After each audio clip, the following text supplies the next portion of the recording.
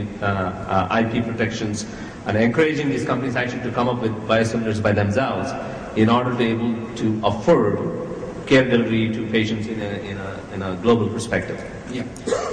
As it happens, only last week, one of the advisors from Obama government, they put a statement out that next in 2012 they're going to try to reduce the market exclusivity and data exclusivity from 12 years to 7 years. That's Obama's favorite subject. It's been passed through obviously the Senate and the Congress already, but knowing what the Senate and Congress are like now, it'll be a pipe dream. But yes, there's a pressure from obviously the top. But whether it happens or not, I mean, you know probably the US politics better than I, but I'm sure it will not happen. But yes, there is a pressure from the top. I haven't seen anything like that in Europe, but there might be some pricing pressures, or it might actually, the subject we touched upon, substitutability or interchangeability, it might have some impact where the nation states have a bit of a remit on that. That might happen. But that's me speculating. But I don't think from the regulatory perspective it will not happen in Europe.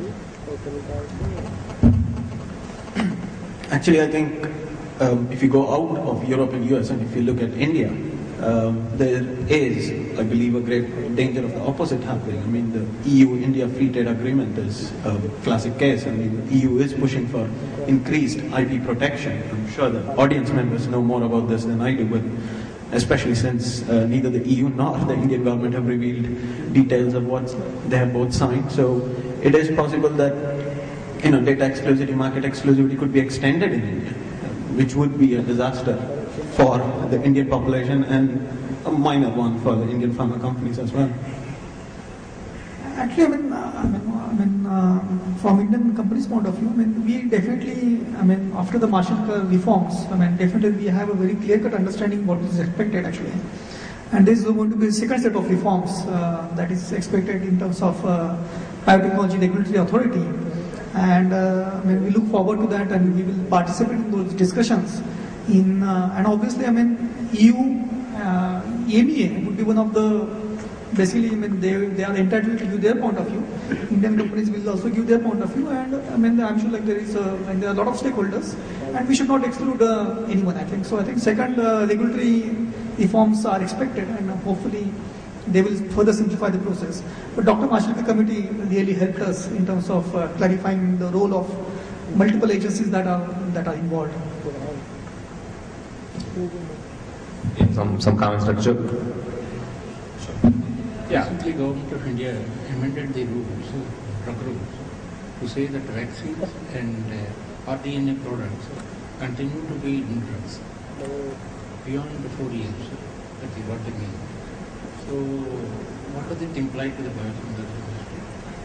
Well, I think there are basically multiple government agencies doing multiple things, but in terms of regulatory approval, we still follow the Mashelkar committee basically pathway. That has not changed. There is going to be one more basically what we call regulatory reforms that are expected in next few years, but that is something. I think you are probably referring to we following basically what we call CTD guideline documents. So all the recombinant molecules, they're filing under what we call CMC part of documentation. Now we would be required to follow CTD documentation, and I think that is the superior format, and that is that is required by other agencies in the world, like Brazil agency. All of them require similar format, and it is good that Indian company is harmonizing its process, Indian regulatory agency in that sense. The question is, but that doesn't change the regulatory pathway. Just like what kind of file you have, which paragraphs go on which page. But I think the more important is the actual regulatory pathway that will be discussed in next few months and few years. We will participate in that, and we'll provide our information. We did participate in Mashelkar committee, and we'll participate this year also.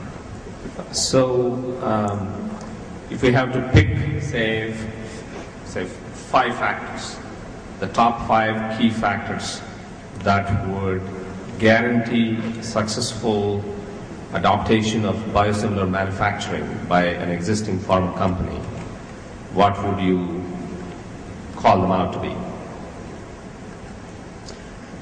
I mean, in my case, I mean, see, there are many companies in India who actually manufacture biologics.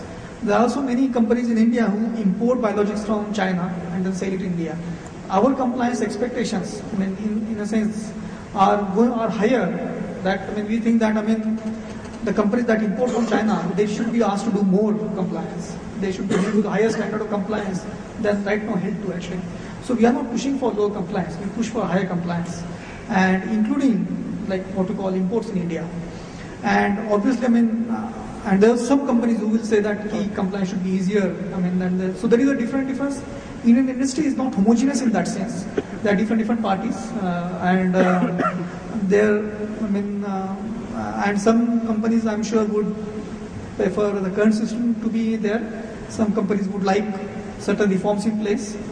And then one other issue that we in India, before we go into animal studies, there is much higher standard of data is required, data package is required. In US and Europe, that data package is not required. But we do have certain kind of what you call respect to animals that is not there in some other countries.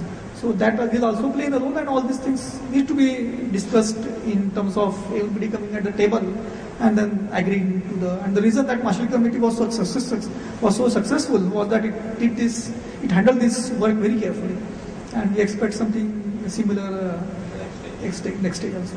What's your take on it? If you're asking me what would be needed for Indian companies to succeed, Or any pharma company that is wanting to adapt and get into the biosimilar market, yeah. what would you pick as the salient things that they need to pay attention to be successful? Their balance sheet. Lots of money. Lots of money. I mean, it's simple. You have mammalian cell culture, which is absolutely needed for erythropoietins, and of course absolutely needed for things like monoclonal antibodies and so on. And every liter of mammalian cell culture capacity costs you between $2,000 to $5,000 to put up, and this is the capital cost. And, you've got the running costs, you've got the talent costs, you've got regulatory costs, you've got production costs, and so on. So, and if you want to capture, let us say, 10% of the US rituximab market, which is not much, just 10% of the US rituximab market, you need between 20 and 30,000 liters of mammalian cell culture capacity. So you do the multiplication, 20,000 multiplied by 2,000 to 5,000, you end up in figures with loads of zeros. So deep pockets. I think, I mean, from my point of view, I mean, I can say that, I mean, we want regulatory clarity. See, I mean, the agri-biotech market, I mean, has suffered a huge because of some interpretation of some, or what you call different departments. Indian government departments came into, like, some in favor, some in against, and the whole thing was put on hold actually. Luckily, that has not happened to therapeutics, and I hope it doesn't happen to therapeutics. Because, I mean, so far, I mean, for therapeutic approval, the pathway is very clear. And until the next set of pathway